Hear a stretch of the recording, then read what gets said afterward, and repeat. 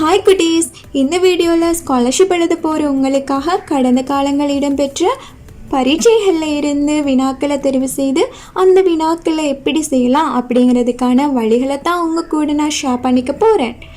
So நீங்கள் இது தொடர்பான வீடியோஸ்களை பார்த்து உங்களுக்கு தேவையான ஐடியாஸ்களை பெற்றுக்கொள்ள முடியும். ஓகே,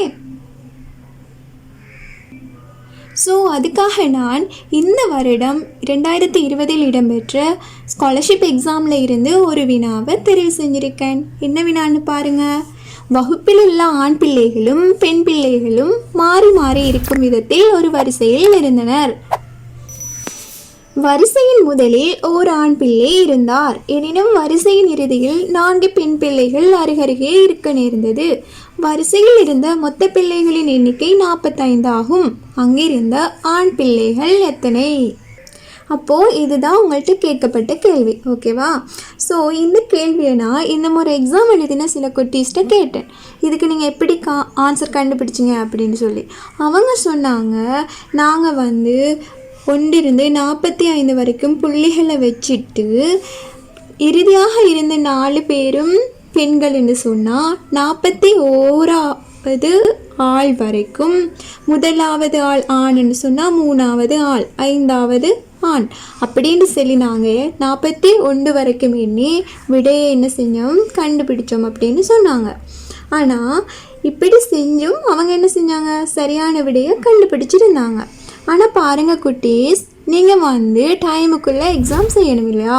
ஸோ நீங்கள் 45 புள்ளி வச்சுட்டு திரும்ப எண்ணி அந்த விடையை காண உங்களுக்கு டைம் எடுக்கும் தானே நிறைய.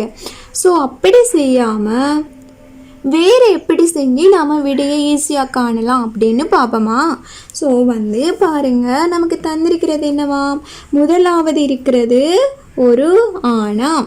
ஓகேவா? அப்படின்னு சொல்லி என்ன செய்கிறாங்க, 45 பேர் இருக்காங்க. அதில் இறுதியாக இருக்கிற 4 பேர் என்னவாம், 4 பேரும் பெண்களாம். ஸோ 4 பேர் பெண்கள்னு சொன்னால் 41வது ஆள் வரைக்கும் யாராக இருந்திருப்பாங்க, ஆணாக இருந்திருப்பார். 41வது ஆள் ஆணாக இருந்திருப்பார். 42வது ஆள் யார், பெண்.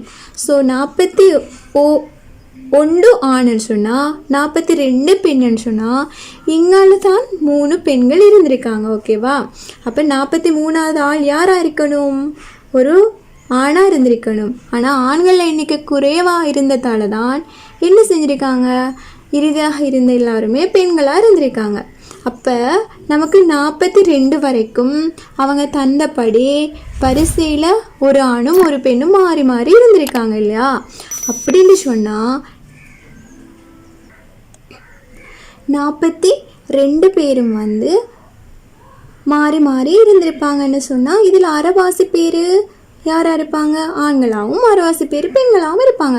ஸோ நம்ம இந்த 42 2ஆல் பிரிச்சோம்னா சரிதானே. 42 அரைவாசி எத்தனை, 21. அப்போ 21 ஆண்கள் இருந்திருப்பாங்க. ஓகேவா? இதுதான் விடை. ஓகே குட்டீஸ், இது போல் இன்னும் நிறைய வீடியோஸ் வரும். அதெல்லாம் பார்த்து நீங்கள் உங்களுக்கு தேவையான ஐடியாஸ்களை பெற்றுக்கொள்ளணுங்க. தேங்க்யூ.